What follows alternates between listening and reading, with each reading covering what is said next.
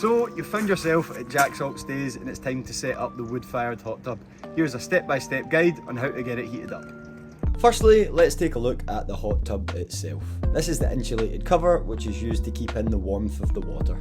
It comes in 4 parts which are all attached with Velcro. You've got the oval-shaped lid which wraps around the flue, these 2 long sections, and this lid which covers the main part of the tub. You can take all the pieces apart from the main lid off whilst heating up the hot tub and place them over next to the cabin. Inside the tub, you'll find your wee floating thermometer. This is going to be your best pal for the day, and you can use it to check the temperature every now and then until it's a toasty 39 degrees. Next, let's take a look at the stove. It's basically a big U-shaped drum with a lid for the main stove on the right hand side and the chimney flue on the left. If you lift up the lid and take a look inside the stove, this is where you'll be making your fire. The lid is also to adjust the airflow, so if you have it completely open, the flames will come up the drum. If it's completely closed over, it will stop the airflow completely and kill the fire, but if you have it slightly open like this, it will suck air through this gap here. This is how you want to leave the lid for the full time that you're heating up the hot tub, and it ensures that there's a steady airflow coming into the drum, fueling the fire at the bottom and coming up the flue at the other side. Now let's take a look at the tools and fuels we have for the tub. Firstly, you've got the skimmer tool, which you can use to take out any unwanted things which land in your tub, like bits of ash, leaves or insects, which for some reason love the warm water. You've got this paddle, and because heat comes directly out of the metal stove, it's good to stir about the water like a big bowl of soup every now and then to distribute the heat. You've got this grabber tool, which is used to lower kindling, fire lighters and logs into the drum. And lastly, you've got these fireproof gloves, which protect you from the heat and apparently if you get into a fist fight.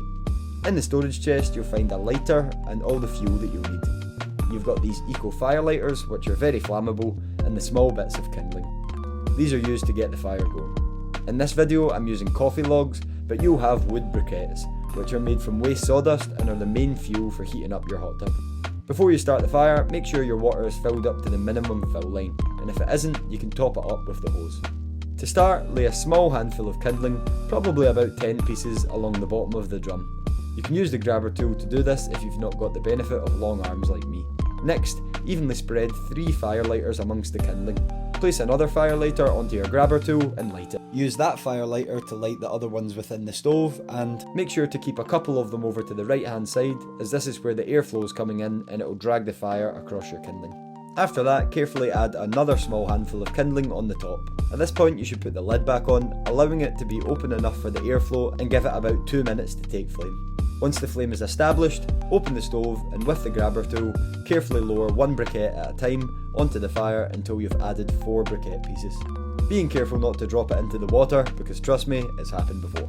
Give these logs another 10 minutes to take flame, bearing in mind now that the fire is going and the stove is starting to heat up, so don't touch any of the hot metal. Also, when you're taking the lid off, place it on the stones and not the wood or the storage box.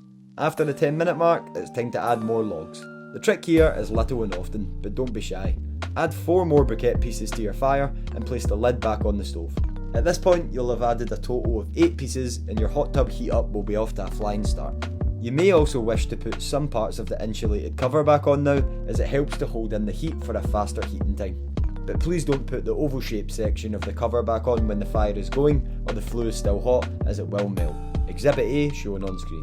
Ongoing, it's a case of checking your fire every 30 minutes and adding 4 briquette pieces to the fire at a time. The best thing to do is to set an alarm on your phone to remind you to come back and check again. You may not need to add briquettes every time, but you do want the fire to look something like this. You want to keep the bottom part of the stove full, but you don't want to forcefully load it, because adding too many logs can restrict the air circulation and it will slow the burning process. This is now a good example of the airflow. As you can see, when the lid is completely off, the flames start to creep up the stove, but once you put the lid back on, you can take a peek and see that the fire is circulating properly through the drum and the flames are going into the left hand side. From here, just continue to check on the fire and add logs when required. Every now and then you want to use the skimmer tool to remove any debris, the paddle to give the water a mix, and the floating thermometer to check the temperature. Once you've got it to about 30 degrees, you want only a few briquettes burning inside the stove at one time, and for the water to creep up to temperature. The aim here is your fire to be almost dying out by the time it reaches 39 degrees on the thermometer. Because if you still have a big blazing inferno in there, you'll be at risk of overheating the water.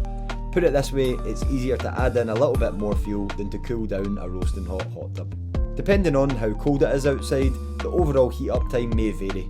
In the height of summer, it can be about 2 hours from the point of lighting the fire, and in the winter it will be closer to 3.